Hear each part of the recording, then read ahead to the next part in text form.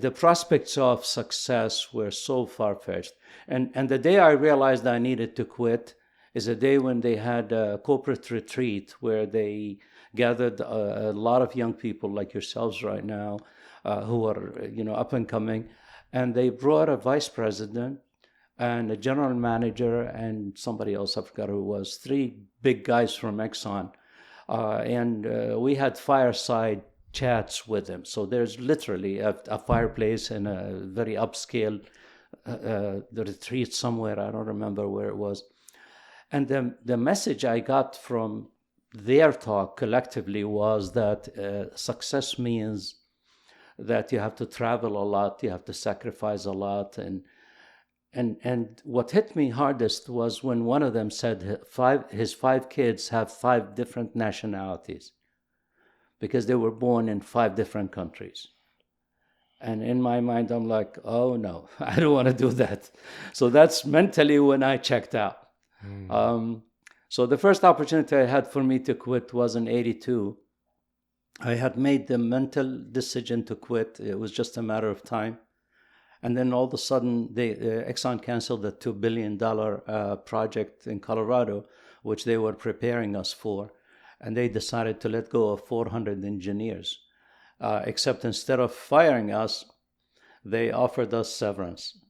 And I didn't even know what the word severance meant, but they said, basically, we'll give you a lot of money.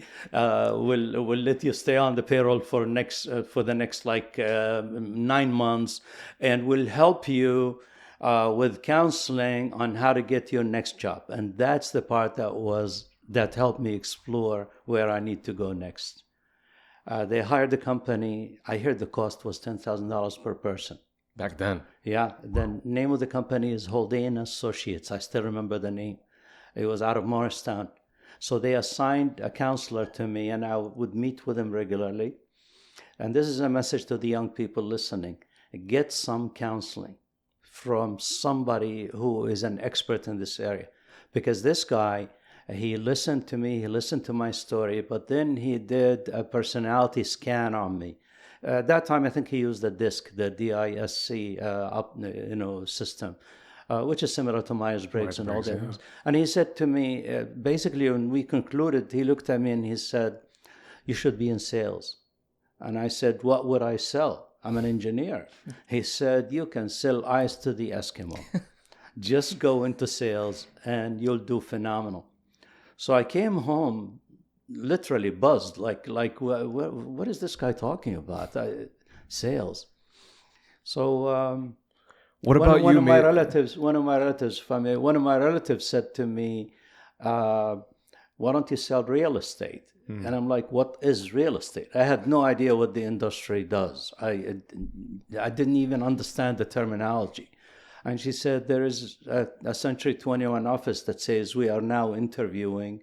Why don't you go talk to them? I went there, and it was a corporate guy who quit his job. His name was Lenny Turi, and we hit it off right away. I mean, we were both intellectuals. We were smart. We had a good conversation. And he said to me what I wanted to hear. He said, the sky's the limit. Because I asked him, I said, what's your top salesman make here? And he's like, at that time, we're talking 1983, $25,000, $30,000 a year. He said, but don't let that hold you back. Because I said to him, I make more than that as an engineer. Why would I want to be in sales? He said, the sky's the limit. You can make $1 million if you want. I don't remember he said $1 million, but that's the indication. So that's how I wound up in real estate, because a counselor who understood me, who understood my personality, my capacity, by listening to my story, by scanning my personality type, I'm a social butterfly, basically. And he said, that's what it takes to be a salesperson.